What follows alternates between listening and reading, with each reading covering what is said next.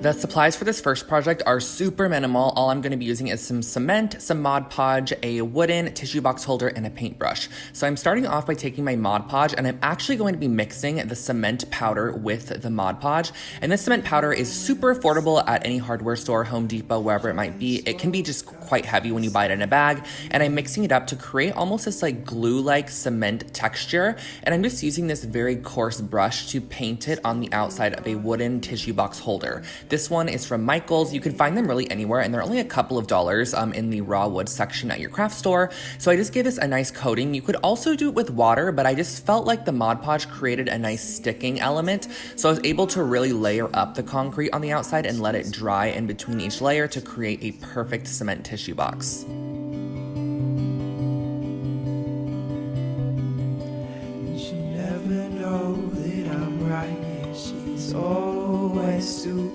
Next up, we are just going to be using a bowl, some macrame cording, and a pair of scissors to create a macrame planter out of a bowl. This is a project that I featured on my channel before, but it's an oldie but a goodie, so I figured why not re-share it with you guys. This one is really great. So I started off with 8 6-foot strands of the macrame cord, and I tied them in a knot at the bottom and then separated them into 2 strand sections, almost in a plus sign.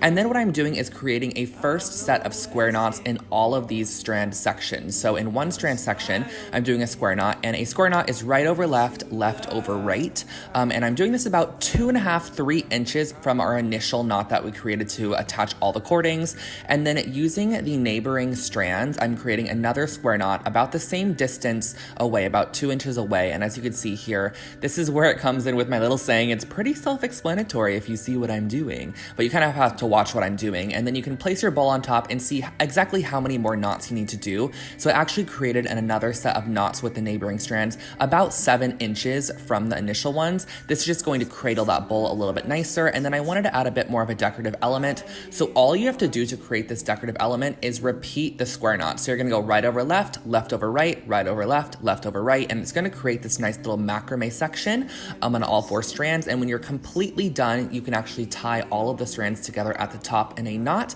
And there is your planter.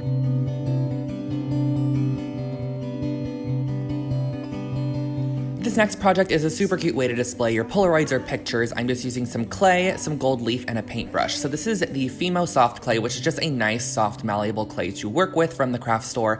And I'm starting by taking about 1/4 of the chunk of clay, and I'm just massaging it in my fingers. And I like to work with clay on top of wax paper or parchment paper just so it doesn't stick. And I'm kind of creating a pyramid shape, and I'm just shaping this with my fingers. You can actually use whatever you'd like. And I'm using a small piece of dental floss to actually create the incision down the middle of this piece, which is going to be the slot that you can insert your photo or whatever you want to put in there. I actually created another one as well with a slot on the side, so you can really just kind of get creative with where you want to put those or the shapes that you want to create. And next I used a small piece of black clay, and I marbled in a bit of white. So all you have to do for this is just kind of marble in the section, and you're just going to do that by mixing around the clay, twisting it in circles. You're not going to want to over mix it because you can actually mix the colors completely together, but you're going to want to mix it to where you can really see that nice white marbling. And then again, use your dental floss to create the slit. You can also use a piece of thread, whatever you have handy, and then just bake your actual clay to the temperature on the packaging. Each clay is different, so just make sure to check what the temperature is. And once they are completely done baking, all you have to do is decorate them. For some of them, I just taped them off and added a bit of gold paint to the outside edges, and then I finished them off with a nice coat of glossy Mod Podge.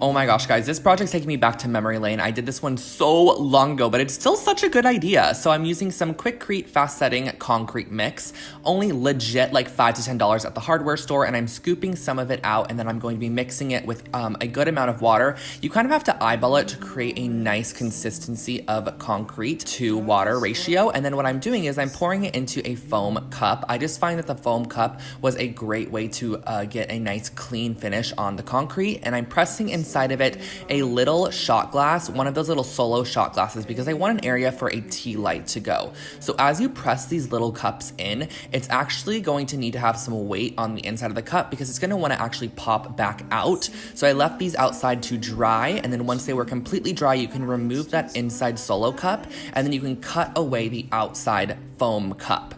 And I just found this to be the easiest way to actually create these. And they legit look like they cost so much in the end, but they were actually super, super affordable and easy to create. I went in with a bit of sandpaper to sand down any rough or harsh edges. And then I also did do a little bit of painting. I used some painter's tape to create a nice little like silver chrome effect on these. I love the way they turned out, but you can also do this with a color. You can do it with a white or a cream to create kind of a farmhouse vibe, whatever you want to go for. But these are your finished off little tea light holders. You just love to do, and I'll always get caught up. Okay, now we're getting to a bit of woodworking, and typically I would leave this to Rachel Metz, but I guess 2.5 years ago, I decided I wanted to do it myself. I was feeling ambitious, and it's also so weird, you guys, to see myself without tattoos, like look at myself.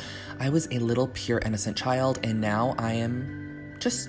I mean, I guess I am still pure and innocent. Anyways, I'm starting off by taking the longer sections of the wood, which are 4-foot long sections. I had 2 of them, and I'm just going to be creating 2 sections on these wood pieces where I want to add the shelves. So I'm marking those spots, and I'm pre-hammering in the nails. Typically, you probably would want to use screws for this, but back in the day, I don't think I had a screwdriver, so I actually just used nails, and I'm nailing these to 16-inch pieces of wood. And by the way, guys, these are a 1x4 piece of wood, if you are curious.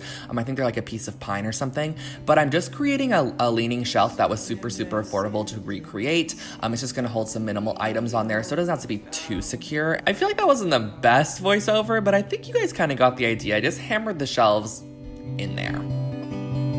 There's no place on earth I'd rather be than right here. Clearly, I loved concrete, but this project actually turned out amazing. I still own this to this day. So what I'm starting off with is I'm mixing up some concrete mix in a bucket, just same as we created those tea light holders earlier to create a nice consistency. And I'm actually pouring it into like a Quaker Oats container, or not even Quaker. I guess this is an off-brand oat container, but it worked perfectly. So what I'm doing is I'm putting inside this paper mache cone, which I got at Michael's. I'm not sure what it's meant for, but once it is completely dry, you can cut away this cardboard element, and you can really use anything to mold concrete as long as it is easily being able to be cut away. You don't want to use like a hard plastic or something because you're not going to be able to get it out.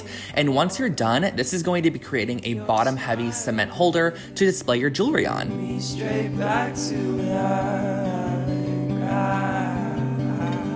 For this last project here, you are looking at a viral Pinterest project, you guys. This, if you search this on Pinterest, if you search minimal room decor, literally the photo of this project comes up absolutely everywhere. It's crazy, and it's simple. So all I had to do was I got 3 different Dollar Tree little vases, and I cut off a little bit of hemp cording, wrapped it around the neck of the jar multiple times, and then also left a long tail, which I then created a loop for hanging. So this is kind of what it looks like. You just wrap it around the neck of the jar a couple of times to kind of give it a rustic look, tie off the excess, and then I liked to stagger the lengths of the actual string that's going to hold this to the wall. So I did it to 3 different vases of different sizes, but you're going to want to make sure that your kind of glass vase has a lip on it, and then you can go ahead and stagger them on the wall as shown here. You can input your plants. I just used some faux ones for this project.